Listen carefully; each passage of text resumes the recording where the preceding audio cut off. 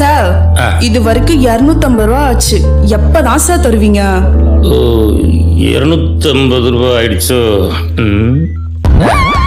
டேய் தம்பி இங்க வாடா. என்னடா கேஸ்?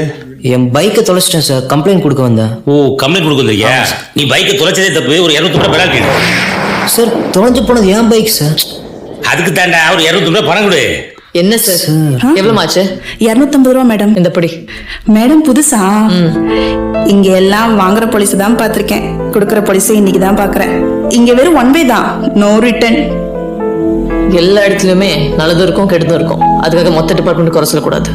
Sorry madam. ரொம்ப நல்ல பொண்ணு மேடம். அம்மா கிடையாது, அப்பா பெட்டி கடை வச்சிருக்காரு. இந்த பொண்ணு பூயாவரம் பார்த்தா படிச்சுக்கிட்டு இருக்கு. நீங்க உட்காரு.